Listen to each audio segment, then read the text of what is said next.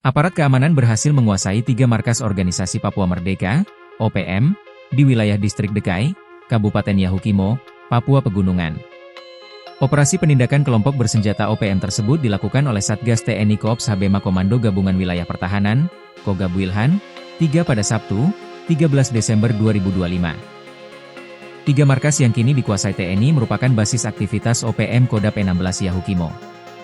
Dalam operasi tersebut, TNI menemukan dan menyita sejumlah barang bukti. Di antaranya adalah senjata organik dan beberapa senjata rakitan laras panjang, amunisi berbagai kaliber, alat komunikasi, perlengkapan optik, senjata tajam, atribut bercorak bendera bintang kejora, dokumen, logistik hingga uang tunai jutaan rupiah. Pihak TNI mengatakan bakal menyelidiki kepemilikan senjata organik hingga dokumen berisi permintaan bantuan dana terhadap kepala desa.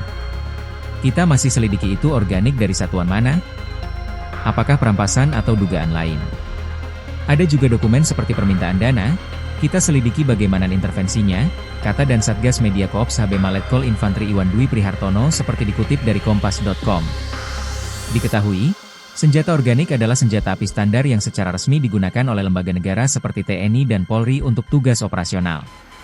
Sementara itu, Panglima Koops TNI Habema Maijen TNI Laki Afianto mengklaim tak ada korban jiwa dalam operasi ini. Ia mengatakan bahwa penindakan tersebut bagian dari upaya negara dalam menjaga stabilitas keamanan serta melindungi masyarakat dari ancaman kelompok bersenjata OPM.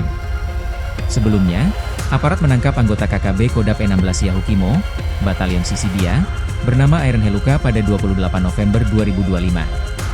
Pada 6 November 2025, Satgas Operasi Damai Kartens menembak mati Komandan Batalion Semut Merah KKB Kodap Yahukimo, Lipet Sobolim.